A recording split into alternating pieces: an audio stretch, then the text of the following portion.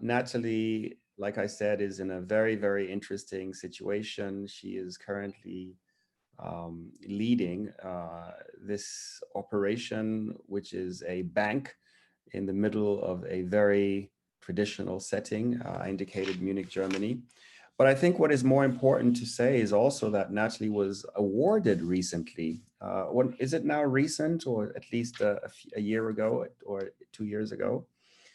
And she was awarded and given recognition for her very strong role in running the bank. So she was recognized as one of the best branches. Is that not correct? Absolutely, it's absolutely correct. Correct. So now Natalie has had some very interesting experiences. I can also, and I will not, of course, try and steal her thunder, but the experiences that she has shared with me were very riveting. Again, if you can come back to the imagination that she is a young Black woman in a very traditional setting, you can imagine the stories that she can tell you about the experiences. I'm sure one day you might want to write a book just on titled "My Experiences in Bavaria as a Young Black Woman." But welcome, Natalie. She's going to, of course, talk to us something about diversity, because this has a lot to do with it. And I think your experiences and what you've actually come to live through point to the success of where you are today. Natalie, please say a word or two about yourself, and then I leave the floor to you. Thank you. Oh my God, James, that was such a lovely introduction. I appreciate you for that. And as James said, my name is, I used to be Natalie Rubino, and I am Natalie Schrogl now, got married last year, February. And it is indeed an honor and a pleasure to be here to talk about a topic that is so close to my heart, and that is diversity and leading and thriving with diversity, because it really doesn't matter where we come from or what aspect of diversity that really affects us or that's a part of us. We all have a lot of potential, and we can all succeed if we are put in the right environment and if we get the support that we need. So um, I am still managing a branch manager at the Taco Bank, and I recently founded my own company, the Interface Leadership, where I am the managing director. And the Interface Leadership does focus solely on empowering leaders with competencies on how to lead people who are different. Because at the end of the day, organizations are not evil. It's just most of the leaders, they really lack the tools. Can you hear me, James? Can you hear me? Great. So because most of the time organizations, they really lack, and leaders lack the tools and the skill set to lead people who are culturally different, or who may be underrepresented in the setting of the organization or company. So I prepared a few slides for you, and actually excited to dive right in. So before I start, I would like to kick this off by first kind of getting a pulse on your definition of diversity. What does diversity mean to you? So really feel free to either write in the chat, or just, if you're brave enough, unmute and let's hear what diversity means to you.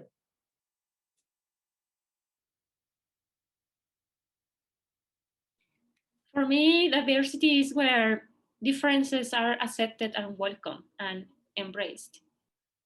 Mm-hmm. Amazing. Yes, yes. Inclusion for all. Mm-hmm. Anybody else?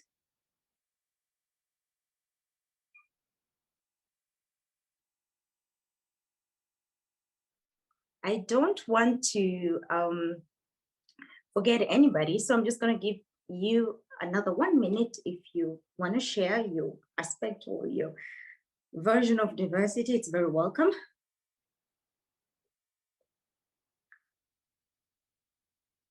right. So moving on, let's see how I define diversity. Oh, different outlets. Okay, different outlets. We got somebody defining it as different outlets. Okay, so the definition is going around inclusion for everybody, difference, embracing difference, and that is absolutely correctly. That's absolutely correct. And diversity, it is the presence of difference, period. And living diversity means regardless of the difference that we bring to the table, regardless of, this is the diversity that we see, the skin color, the gender, or the traits that we don't see, like diversity of thought, diversity of perspective. Living diversity is all about recognizing, and because when you recognize somebody else's diversity, you are validating this person in his very uniqueness.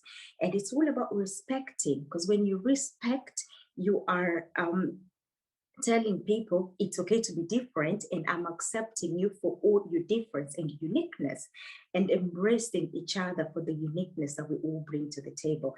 I can see somebody added another something added in the chat, involving people from different ethnic backgrounds. Absolutely, absolutely, absolutely. And then since this keynote, or this session, is going to be focused on cultural diversity. Cultural diversity is defined as the variety of human societies or cultures in a region, in organizations as a whole, or just the presence of different cultures. So do we have any other person, any question up to now? Any additions up to now?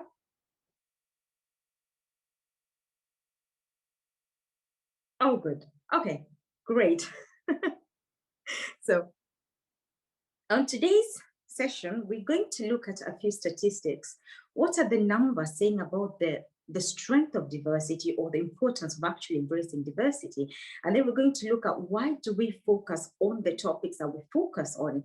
And we're going to define diverse leadership. We're going to 3 pillars of diverse leadership, the ARMOUR of leadership, and a few steps. And I'm going to have a session, a Q&A session, where you get to ask questions, and then I get to provide the answers as best as I can. So I believe that every single one person in this forum has heard that diversity is wonderful. Companies are saying, hey, we want to have more diversity, we want to introduce more voices in the room, we want to invite more perspective, because it brings more innovation, more productivity, and all that. And I even have a McKinsey study here. One of the McKinsey studies shows companies that have embraced gender diversity or ethnic diversity, they actually outperform companies that have not embraced diversity as such.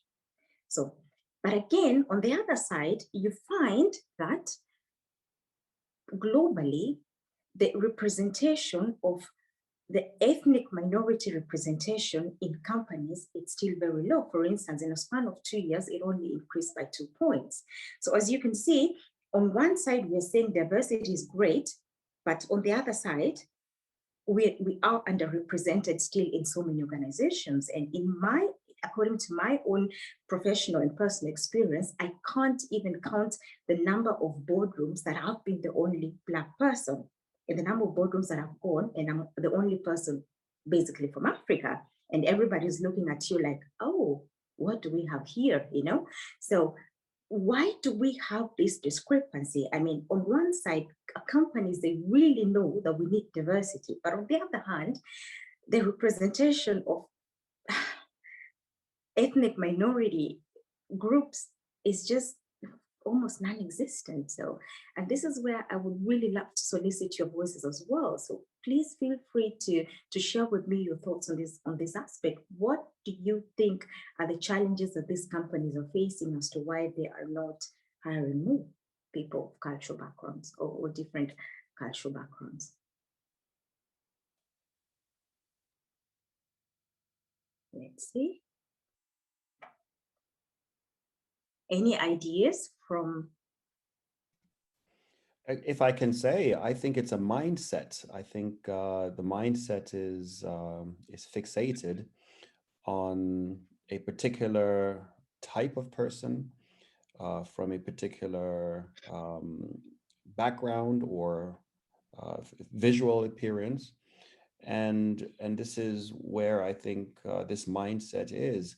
There was a very interesting example where they said, if you think about a CEO, if you're not thinking about a woman, what's the problem there? So I think I saw this on something that was presented recently on LinkedIn. It was very interesting. So it's the mindset, in my view. Mhm. That is absolutely, the mindset plays a great role, because most of the time you've always hired white male, and Joe, Michael, David, Christian, they've always been hired. And so when you're actually thinking about hiring somebody who may even be black, it does not even cross the realms of imagination. So I'm seeing bias written. Are we talking about unconscious bias or conscious bias in this particular aspect? Nokia C1, if I may ask.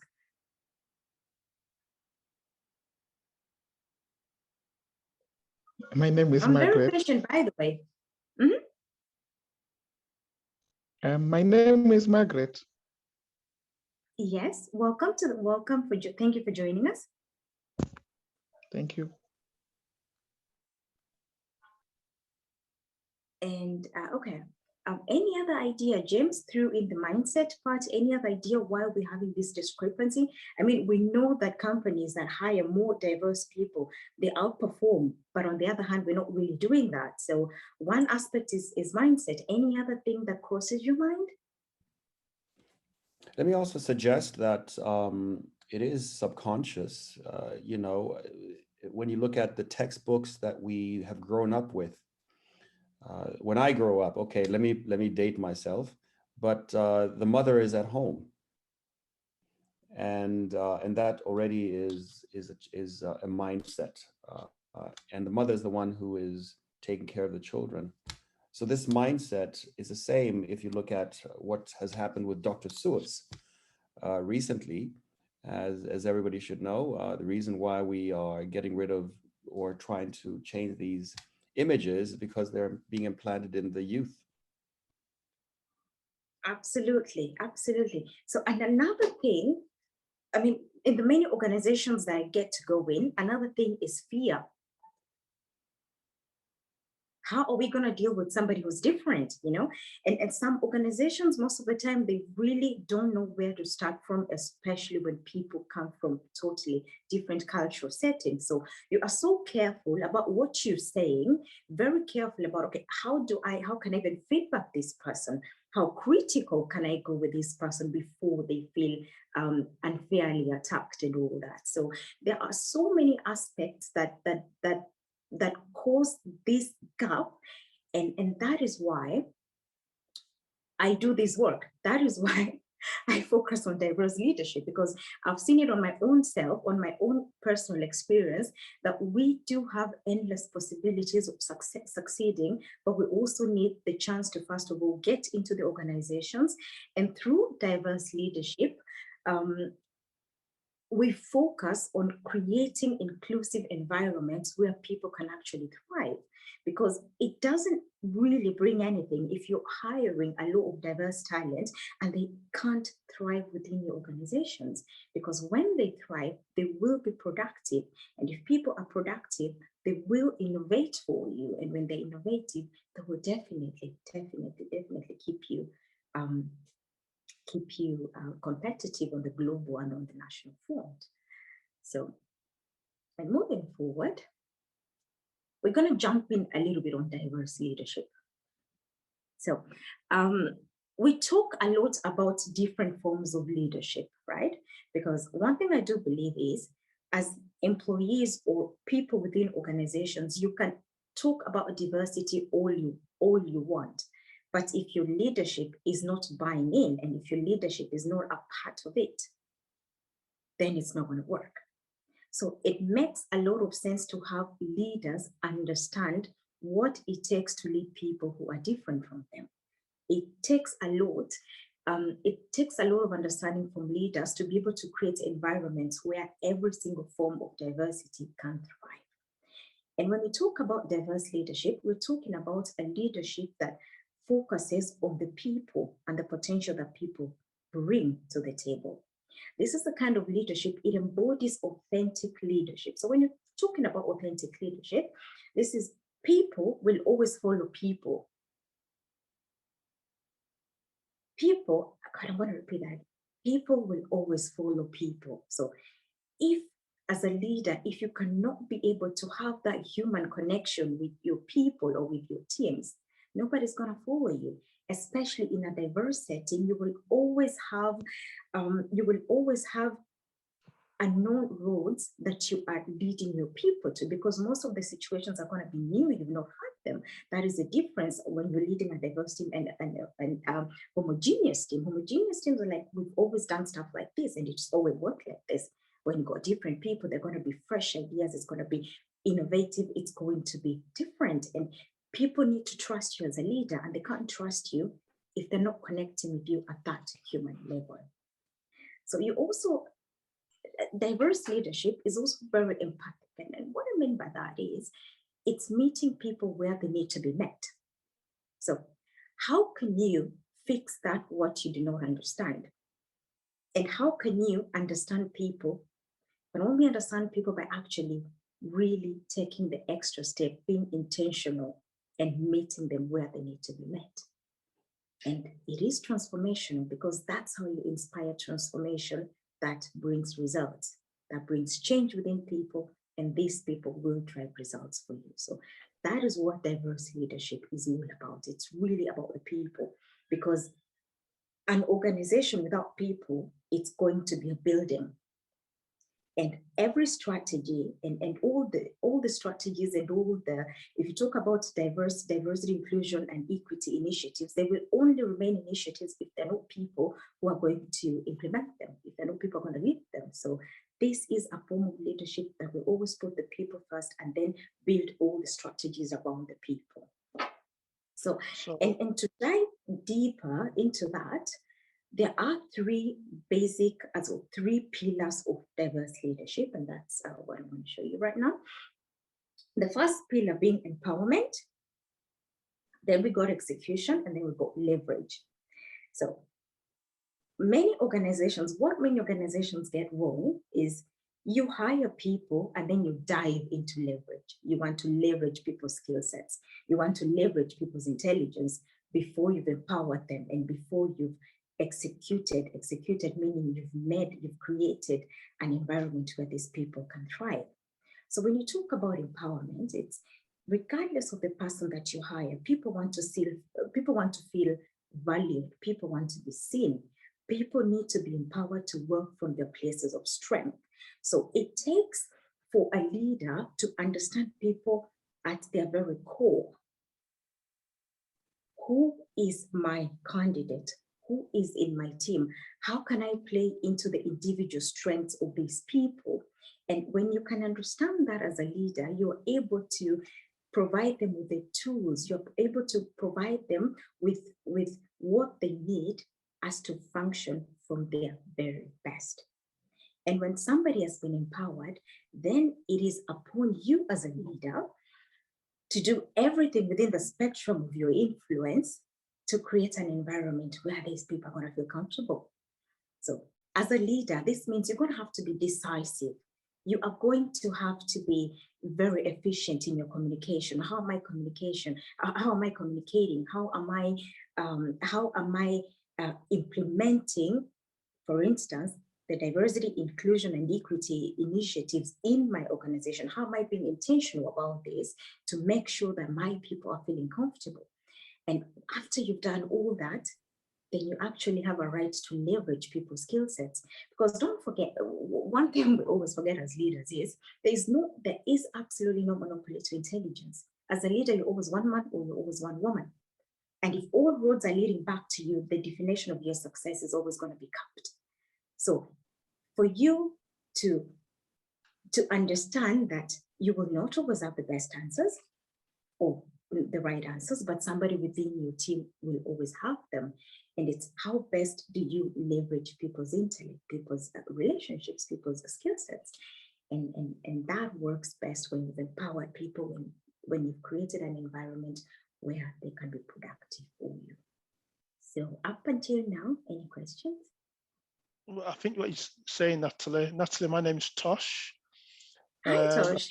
Hi, Natalie. I think what you're saying, basically, the one word you mentioned about diverse leadership, for me, trust. And the other thing is belonging. Yes. Yes, you have to belong in that environment, okay? And trust. They're the things we're talking about here, because when you talk about diverse leadership, it's about feeling comfortable in that environment what you're in.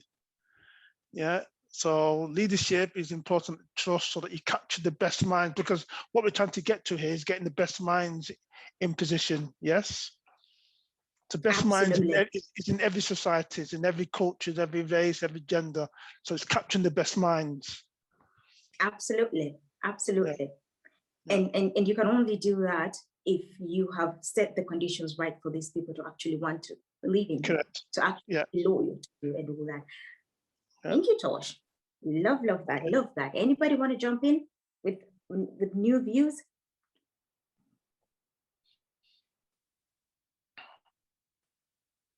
Alrighty. Well, I do have one thing I want to ask, because I think and hi Tosh, he's still wearing the Kenyan band, huh?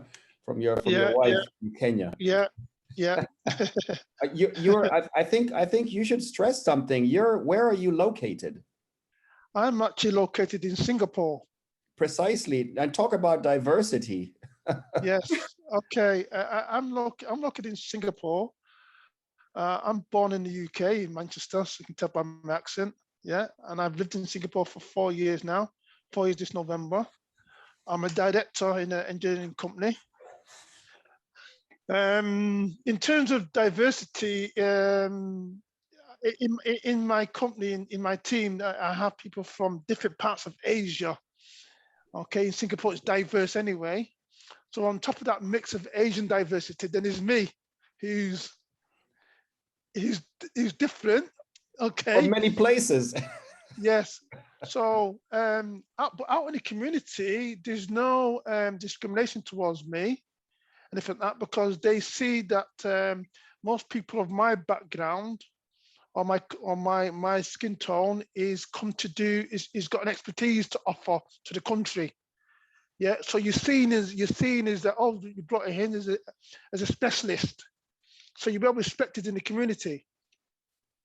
Yeah, you're very respected outside, you know, even when you go to meetings, you're respected because they know that I've come with some experience. Mm-hmm. So, but obviously that's now, but to get there, like everybody else, it's been a struggle for a number of reasons. Yeah, the reason why I left the UK, because opportunities wasn't always there, even though I felt I was the best candidate. So what I did, I went to the Middle East. So I spent 12 years in the Middle East, from Qatar, Saudi Arabia, etc., Dubai, and then I've gone to Malaysia, then Singapore. So sometimes you have to move to generate your own success. But going back to the beginning, my first job, I worked for nothing. I worked for a year without getting paid. That was my choice to grab the experience. How do you get in? Yeah, and then when you get in, you're working for nothing, then you start building relationship with people, and then people put your hand down. Did you go out? You socialize with them in the evening time after work on a Friday into town. Then I said, somebody knows somebody that gets you in a job where before I wasn't getting a look in. Yeah, so you're working with these guys, and they take it to heart that you're working for nothing. They say, oh, you don't need to come in full time. You can just come and go as you please. But I went in full time, on time, stayed late, socialized with the guys. They've got contacts, and that's how it started. I think, Tosh, you've really lived that diverse life, and let me also and that's why I just wanted to highlight this, because I have had some exchange with Tosh, and what he said was just fascinating. And now don't forget, we have quite a few scenarios, and I think let me just quickly run some situations here. I mean, we have Professor Hubert Yo, who's from Peru, living in Denmark. We have Christina Torrado, who's from Colombia, living in Kenya.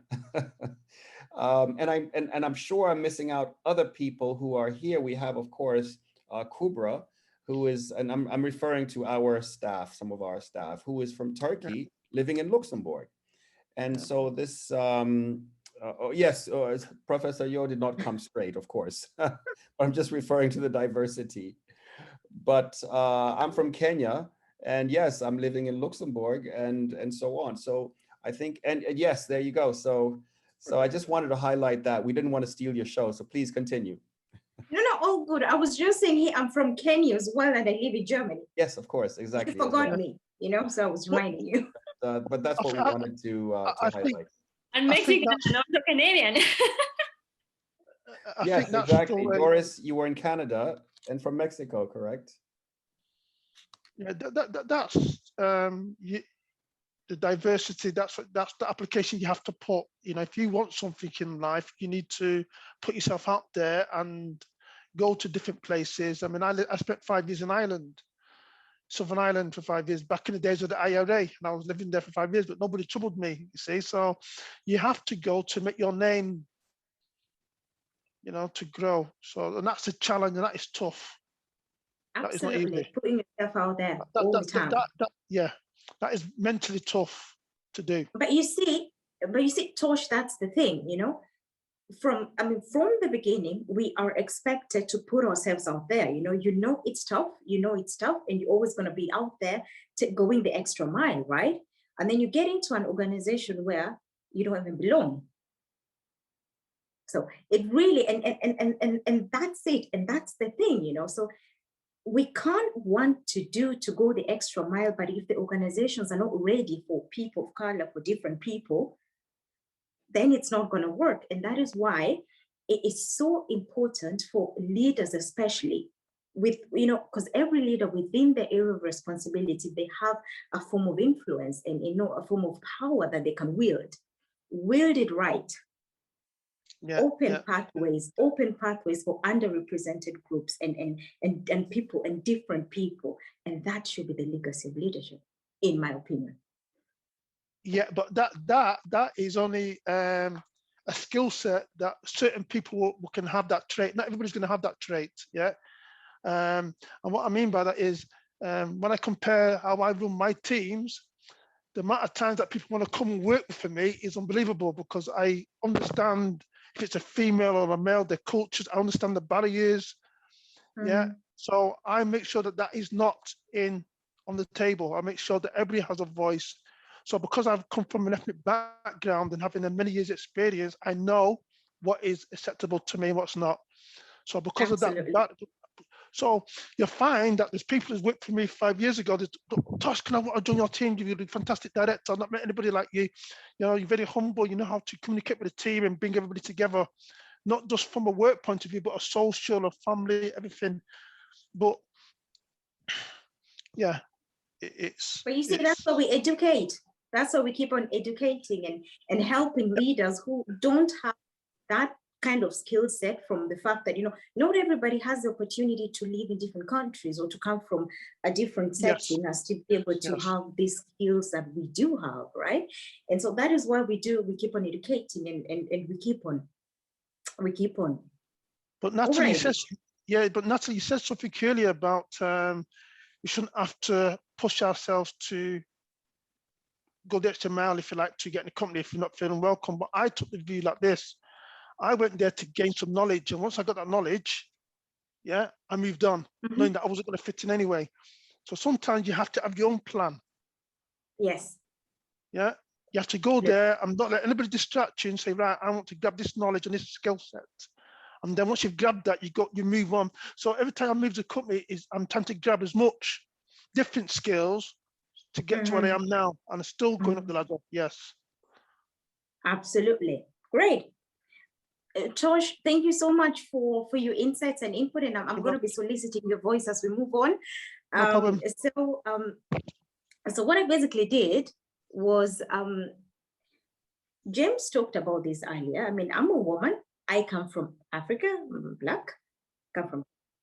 And working in corporate Germany for over a decade, having the topic of diversity accompany me all these years, I created a method of which I use to empower leaders with these skills that we so need. I mean, what Tosh just pointed out is a privilege that a few of us get to have. And those of us who don't get to have, we kind of have to learn that. And so the method that I created is called the ARMOUR of leadership, you know, so preparing my leaders when they go out to lead their teams, that they just have the skill set that they need. And that's what I'm gonna present to you now. So the ARMOUR of leadership is an acronym which is made up of 6 principles. And the first principle being authenticity. So I strongly believe that you can never lead people if you're not trying to be your authentic self. Because you can pretend to be somebody else, but that's just you're gonna pretend for a while. Especially when times get tough, especially now in the pandemic, leaders have been forced to lead from the authentic place. So as long as you can always show up as you will get people to trust you, you will get people to be loyal to you, and people will buy in, people will be committed to your organization as well. So the second principle is read. So this really reminds me, there's this one true saying from Truman that not all readers are leaders, but every leader is a reader. So as leaders, we need to educate ourselves. And what do I mean by that? It's important to understand the diversity that you have within your organization or within your team and how people take on default.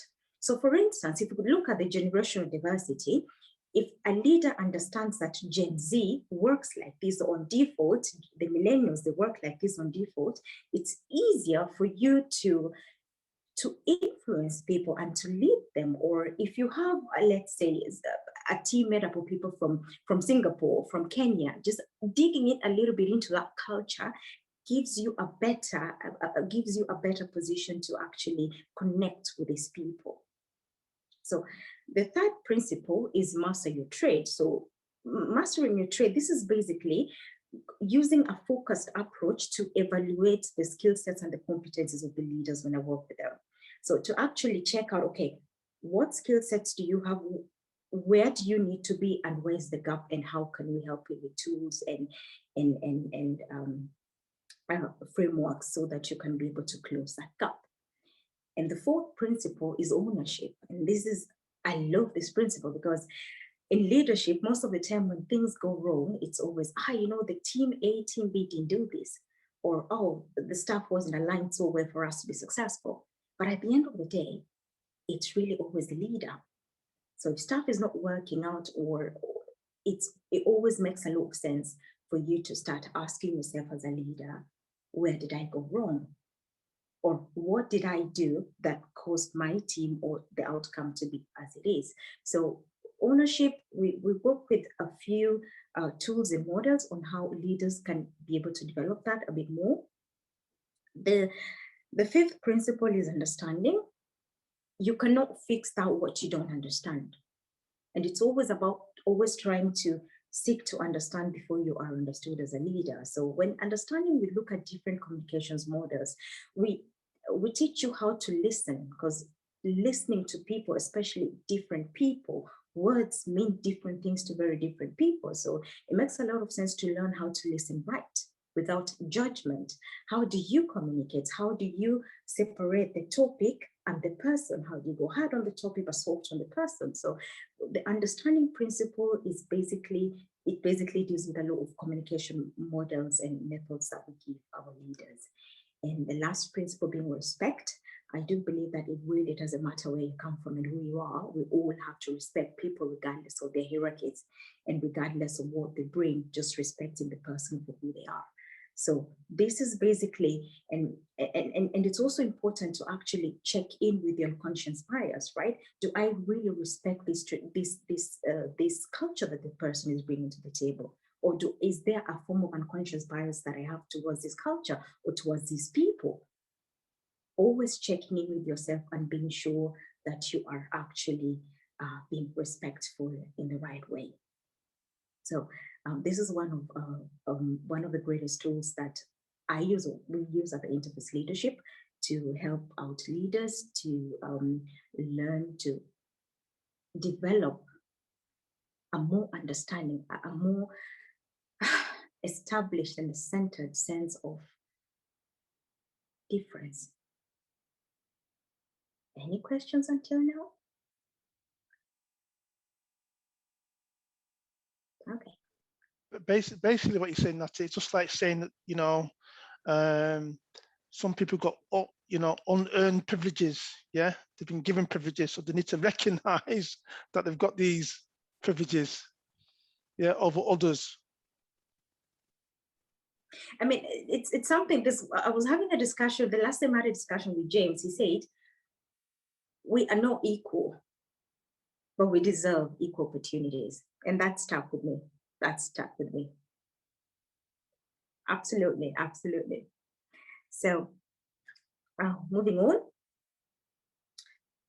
The price of inaction is far greater than the cost of making a mistake. So, going into a lot of organizations, the first question I always get is, how can I say that? Am I even allowed to say that? Especially in German, you know, Germans, they always struggle with saying a Black person, right? They will either say farbig, farbig, like colored, or they're really never sure. So how can I really say that? Am I allowed to address issues like that? Do you think I can tell my team that? And this is really the part where I normally tell a lot of leaders, it doesn't make sense for you to sit and figure out what you should say and what you should not be saying. You'd rather beg for forgiveness sometimes than ask for permission. So go out there, try, learn while you're doing it. Ask questions, get yourself out of your comfortable zone and get comfortable being uncomfortable. Lean into those uncomfortable discussions and conversations, because greater things are always at the end of difficult conversations, I believe. And moving forward, there are 3 things that I believe every diverse, impactful, and inclusive leader must always have. And the first thing is intentionality. You got to be intentional about what you're doing. You have to be intentional about wanting to make people comfortable. You got to be intentional about making every diversity, inclusion and equity initiative work in your organization. You have to be accountable. Accountability, what accountability measures do we have? We've got to ask the tough questions. We really sometimes have to go where it hurts, actually, because at the end of the day, you learn more. And the third thing that I believe is very important is consistency. And this is waking up every single day and showing up in a meaningful and mindful way to the people that we serve. And with that, I have come to the end of my slides. And I'm just going to open the floor for any questions that you might be having or any contributions. And, I do have a contribution to that last statement that you made. Now, you said it's better to beg for forgiveness than to beg for permission. I like that. I'd like to amend it a little bit.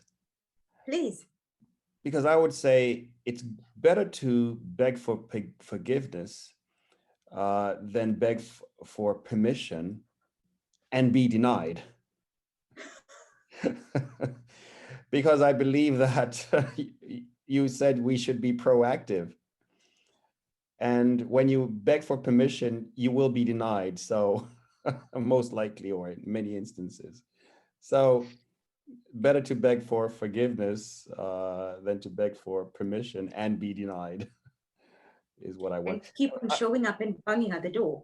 Yes, precisely. And I did want to just amend a little bit of what you did say, where you quoted me. It's absolutely correct. I just wanted to illustrate to everybody what my statement was, which is that we are not equal. Nobody is equal. We are all taller, thinner, shorter, faster, slower, better artists. We're not equal by virtue of those differences that we inherently have. However, and indeed Natalie did coin that correctly, we all must have the same equal opportunities.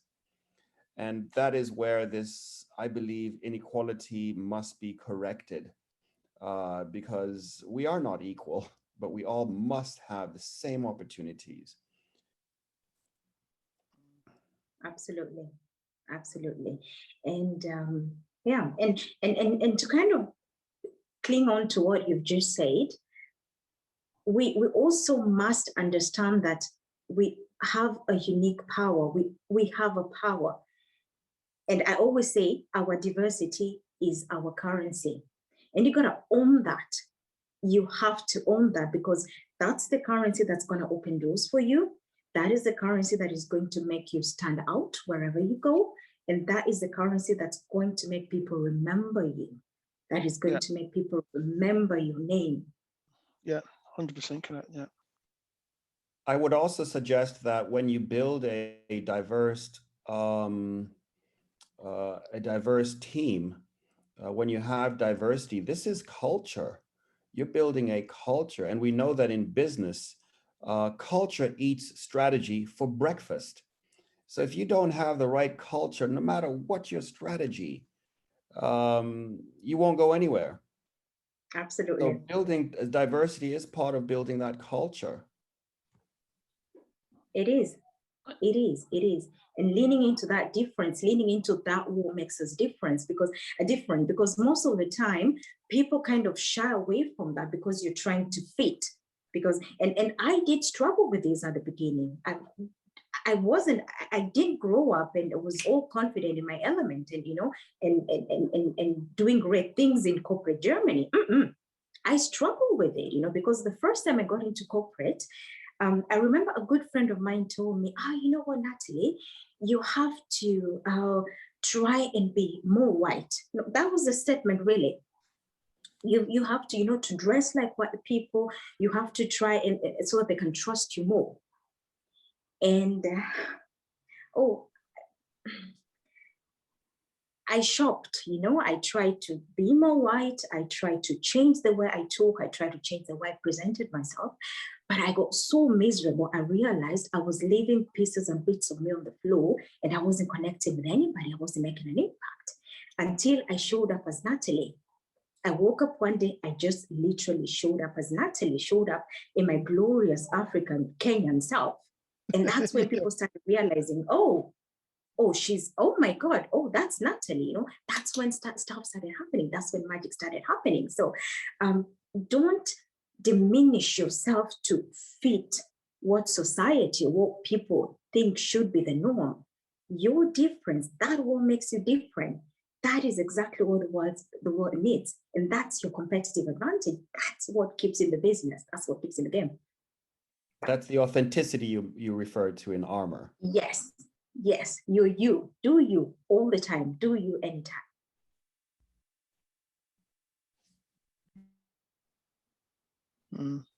Okay, let's open the floor to any more comments before we close, or final words. Tosh, I know you have something to say. Yeah, I'd just like to say, when Natalie mentioned a few words of intentionally, accountability, and consistently, I'd just like to say, to add to that, the blind spot. Yeah, there's got to be every leadership. A lot of leaders today have a blind spot. We're talking about diversity. They have that blind spot. They don't understand. They don't know. They're blinded. So it's how we tap into that blind spot. Also, a vision, right? A leader must have a vision, and most of the leaders are idealists or idealists. What's the pronunciation? Idealists, yes. and when the leader has a clear vision of where these people want to get, all the let's say that all the shapes start to fit all together and go to a house like in terms of diversity, to be very clear about the meaning of diversity. For example, I'm kind of confusing now, but when I was in Canada, you can see people from everywhere.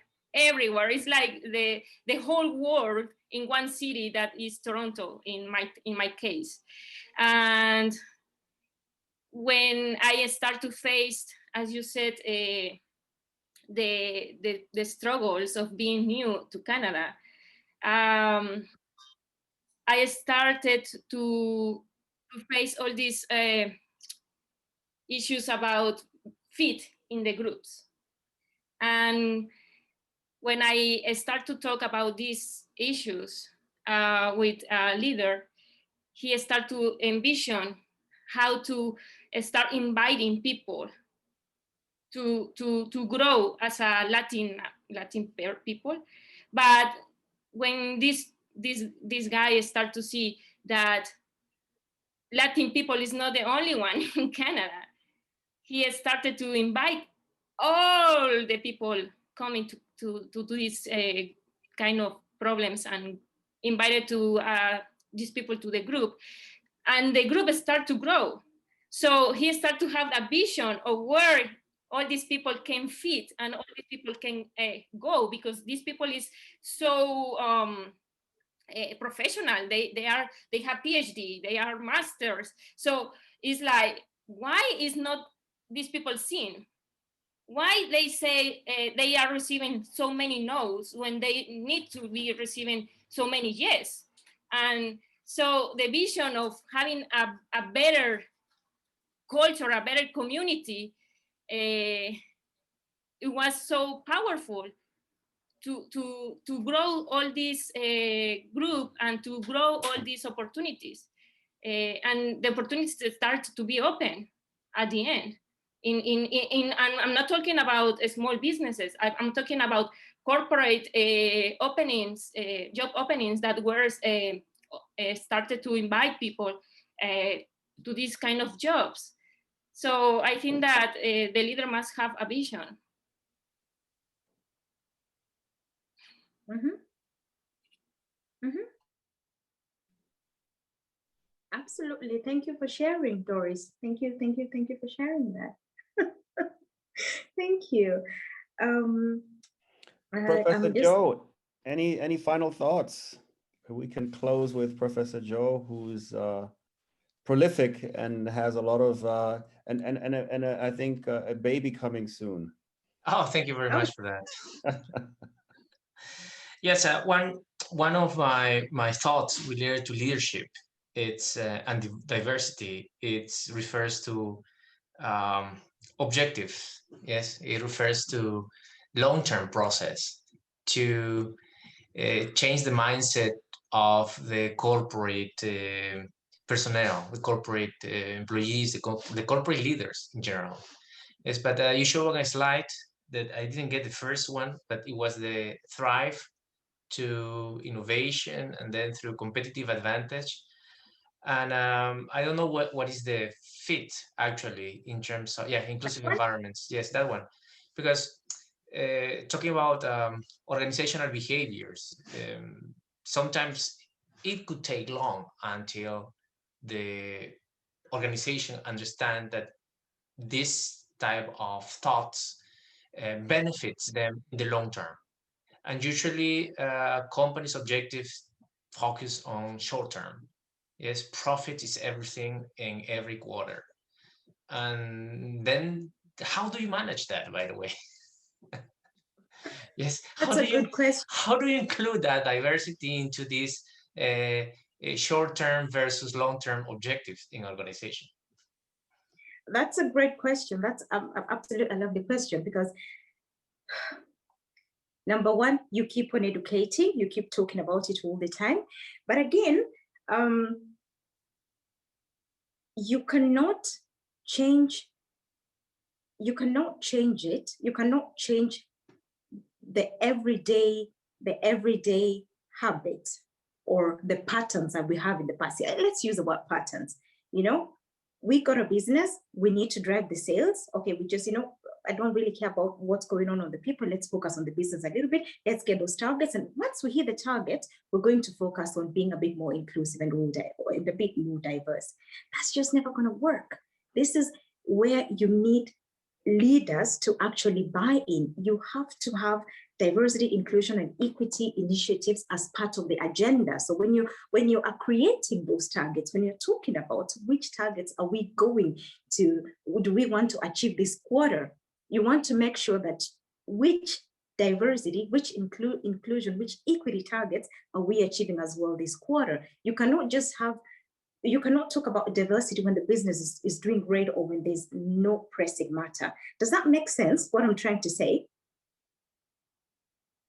Oh, yes, I understand. Yeah, it makes sense. Yes, it has to be a part of it. It has to be a part of that conversation, that very short-term conversation. It has to be a part of it as well. And so this is the shift in the mindset that we are trying to achieve when we talk to leaders. It has to be a part of the strategy. That's the only way it works. That's the only way it brings results. And on that, and on that very, very powerful point there, Natalie, we'd like to make sure that we stay on time. Yeah. We're right on time.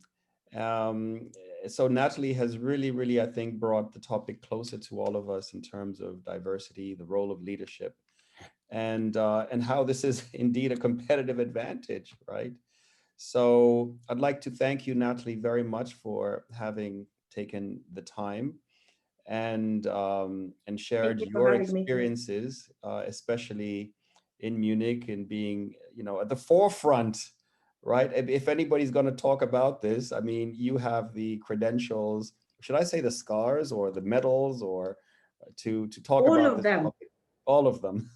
All of them. Can you tell us, on a closing note, can you tell us maybe one of the stories that you've told me, so many incredible stories about the challenges that you have had because of your diversity at the bank branch? Could you just share one of the stories? Oh, yeah. Which one? That was actually, I think, my third year in leadership, So this lady walks in and she wants to talk to the manager, right? And she walks into my office. She looks at me like, like scanning me up, down. She was like, I want to talk to the manager. And I'm like, I am the manager. No, I want to talk to the manager. I am the manager. And then she looks at me and tells me this: I have never had anything to do with a nigger before, and I'm not going to start today. So how do you come back from that? But what was more important, I think, was the resulting support that you got. Exactly. So what happened was I kicked her out of the office and I froze all her assets. I closed all her accounts, I froze everything, and then called the compliance. I was like, hey guys, you know what? I might have lost us a huge portfolio. But that was after. I was like, I ain't gonna ask for permission. I thought I was just going to beg for forgiveness later if the bank was mad at me. So I handled it and then I called them. And I was expecting a backlash because this is a huge portfolio that I lost. But then the compliance was like, no, we don't stand for that. And the legal department got in and they supported the decision that I took. We closed the accounts immediately and she was gone like that. So I got a lot of support on this particular move. So that is why it's so important in organizations for leaders to actually stand with their people, to give them that strength that they need to make such moves. Thank you so much, Natalie, for that really inspiring story at the end. Thank you very much. James, thank you so much for having me. My honor. My honor. And thank you, everybody, for attending. I do have a closing thought for everybody. Please. One minute. Think about it this way. All organizations or every single entity out there, we're all fighting around innovation. And for us to innovate, you need great ideas, right? But ideas, they come from different perspectives. And different perspectives will always come from different experiences. And for you to have these different experiences, it just makes sense for you to surround yourself with a hell of different people. That is the business case for diversity. If that doesn't make sense, then I'm not talking anymore. Thank you so much, Natalie. It's good. Thank you again. Thank you so much. Thank you so much, Natalie. Thank you, everybody. Goodbye.